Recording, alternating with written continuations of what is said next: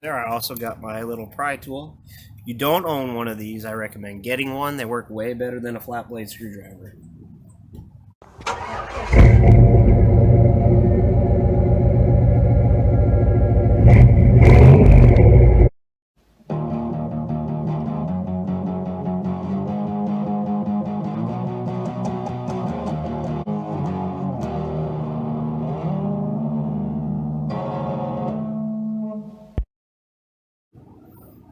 Hey, what's up, guys? Welcome back to another episode of Cheapskate Garage. And today, we're going to be replacing a headlight or a bulb on a 2014 GMC Yukon. This is going to go the same way for your Silverados, your Sierras, your Tahoes, Suburbans. They're all pretty much the same car, so it's pretty simple, straightforward stuff. But this is how you're going to do it. Now, I've never actually done one of these before, so I'm going to be learning as I go, but I think I can figure it out. I don't want to take it to the GM garage. I don't want to pay them $250 for this. But I'm going to guess that it's this 10mm right here. Take that one out. We got one more up here. Take that one out. Set it aside. Oh, it already came loose. Look at that. It cannot be this easy. And it feels like I got one more down here somewhere. Great. It's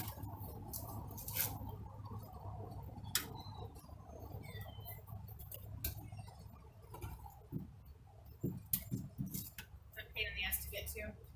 Oh, I think so. So after looking around for a little bit, I got one more right down here in the corner. I hope I don't have to take off the bumper to replace this. I have a feeling I'm going to. So the first thing I'm going to do is I'm going to take off the inner fender well. It's got some 8mm screws holding it on. And I'm going to see if I can't just sneak my arm up in there and take out the last 10mm that's holding this light in. So I was feeling along in here. I got an 8mm down here. I got two plastic retainers and another 8mm here. I'm going to see, just taking out this one.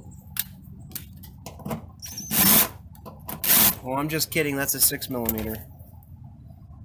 So after digging around for a minute, I got the 6mm. Oh, hey, guess what? It's a 7mm. I'll be right back. And abracadabra, I got the 7mm. There we go. While I was there, I also got my little pry tool. If you don't own one of these, I recommend getting one. They work way better than a flat blade screwdriver. I like to start it up here and then come down on the other side of the plastic and just slowly work them out. I hate these things because they're seldomly reusable.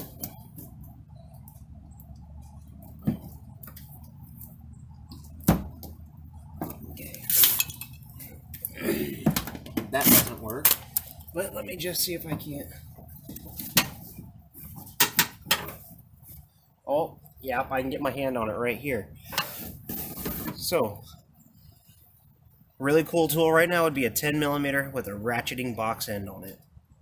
I'm going to go see if I can find one. So I'm going to give you guys a little tech tip.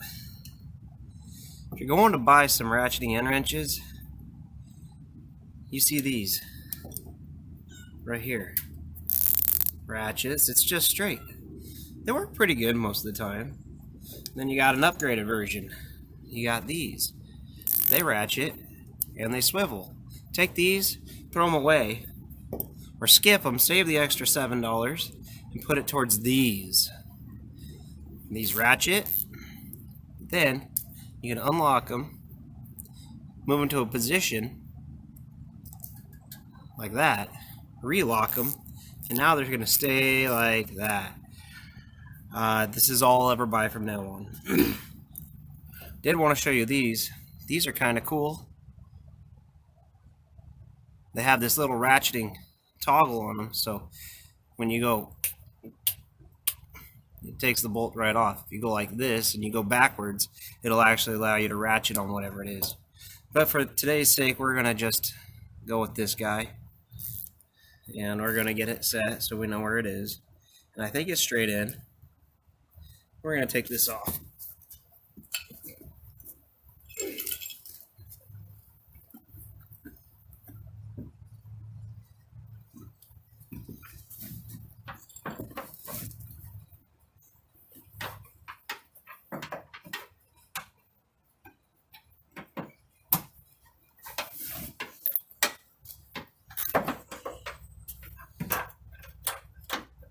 Oh, just stay on there.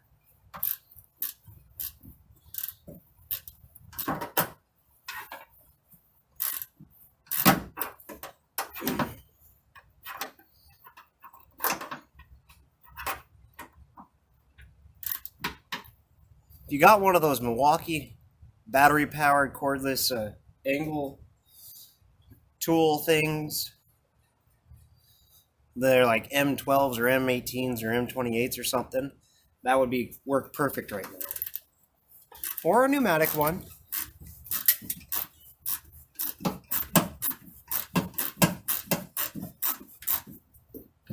Yeah, you can really see that. This headlight likes to move now.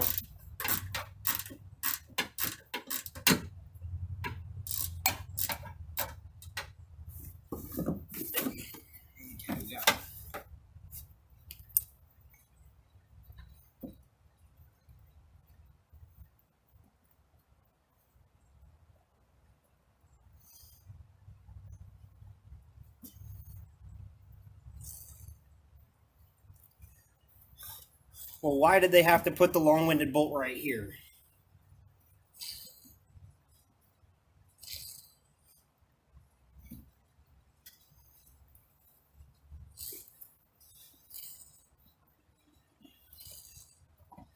Sometimes working on cars is a struggle.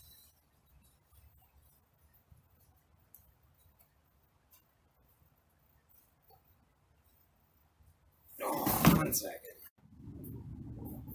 Now, did I mention it helps if you turn the wheel inward so you got more room to work?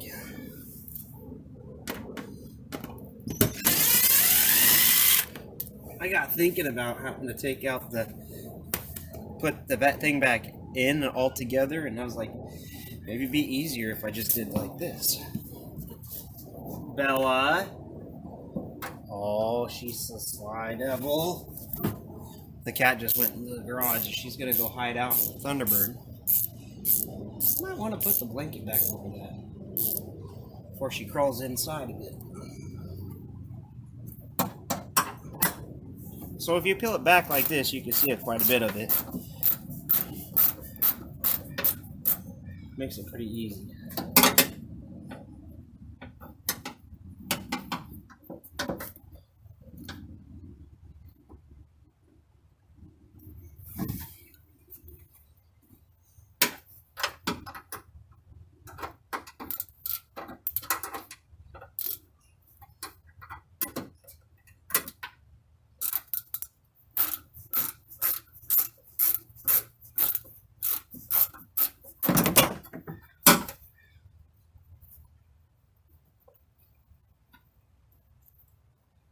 Come on.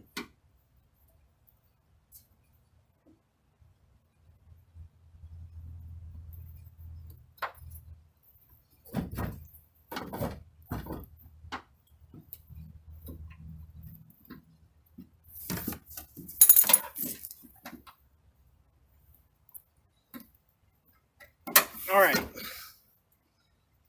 Struggle's over. Here we go. One hand at the corner, one hand at the top. And let it get stuck on something else now. Okay, so I lied. There's one more piece right here of the plastic bumper cover that's got to come off. And there's 2 screws holding that in, I think. They're up here.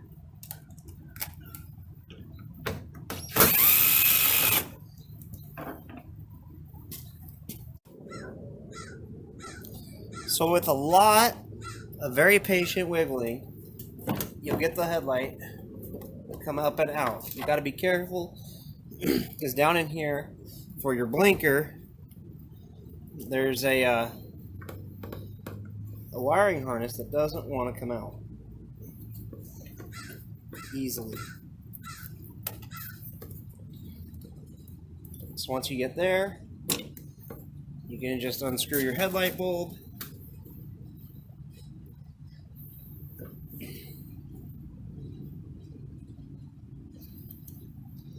And this whole thing is one unit.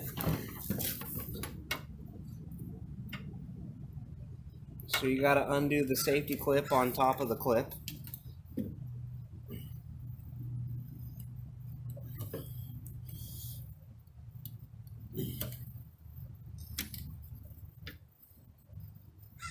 And then unclip it from the clip.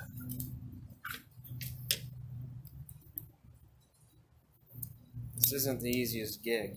Let me get you up top here, I'll show you. So if you can see down in there, I got the bulb out right here. I got this little clip that's got to come out. It's got a little tang right there that holds it all in. So you take your flat blade, push it down on that, and then drop it in the car where you can't get it out. But I think I can see it. Okay, save that. Then press down right here and pull out. Yeah, it looks like half of the filament. So these are what's called a dual filament bulb. You got two filaments in there, one's low beam, one's high beam. So we got to go down and get the new part number. And if any of you are wondering, it's a 9003H13. So we're going to run down and get a new headlight and put it in for her. So I'm back, working on the driver's side or the passenger side headlight.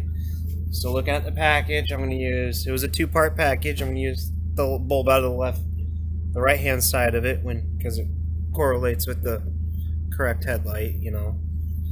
But I'm going to do this quickly because I'm running out of daylight and the rain's setting in. One thing you want to make sure of when you are handling these bulbs is you don't touch the glass. That's like bad juju, no. And this bulb's slightly different than the old one that I pulled out, so it might be a little different color. If that's the case, I'm probably going to have to pull the other side and do it because it'll drive her nuts. But for today, who cares?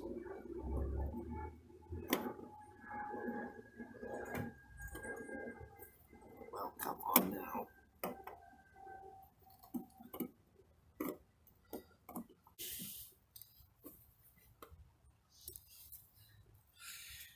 One thing you want to do is when you put the light bulb back in, you reconnect it. Try the lights first and make sure they work.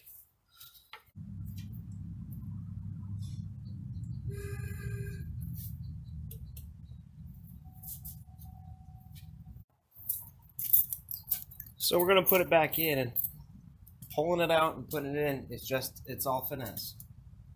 We got the clip on there.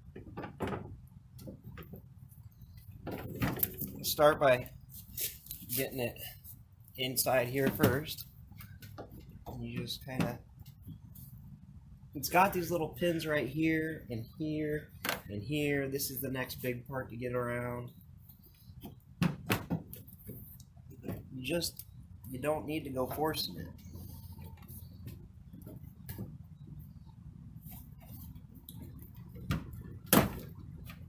So it's got one at the very bottom down here. It's got to go in and under. Once you do that, it'll slip right up back up in the spot. Now I'm going to take this one.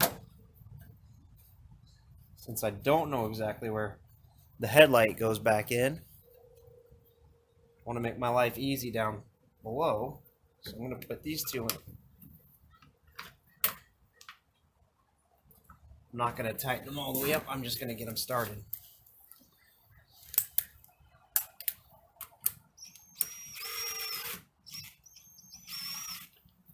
kind of snug them up in there. I think this goes.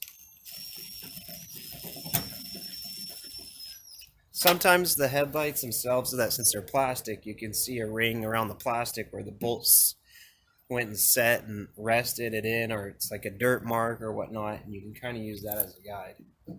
But see, it still moves around quite a bit. Then we'll come back through and we'll button up this grill here.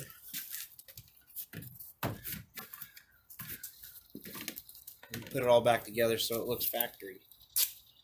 Because Mama don't want to drive around some pile of junk. Oh, I heard that hit the ground underneath. I got lucky. Yes! I'd like to take a moment and recognize my friend anti-seize and bolts that go in underneath the car. Put a little bit on there. Because chances are this headlight's going to go out again. And it's going to be all rusty under there. And you won't be able to get this bolt out, and you'll have to struggle a whole bunch with it. So, anti-seize. It's kind of like that spoonful of medicine, or sugar helps the medicine goes down. Yeah, well, a little dab of anti-seize helps the bolts go in, and the bolts go out. Come out, go out, whatever. But, just kind of smear that on there. Then I use my shirt and wipe it off on my shirt. Now we're ready to put the bottom one in. So I think it's pretty self-explanatory from here on out. You just put everything back together in reverse order. I don't have any more tech tips for you to make your next time easier. It took a 7mm socket and a 10mm socket and a 10mm ratchet. Box end ratchet. Combination end? Sure. And that's all you do it. Hey, click up here to subscribe. Over here is the next video. Check them out. Hey, and while you're at it, put a comment down below if you think I missed a step in this video. Thanks for watching Cheapskate Garage.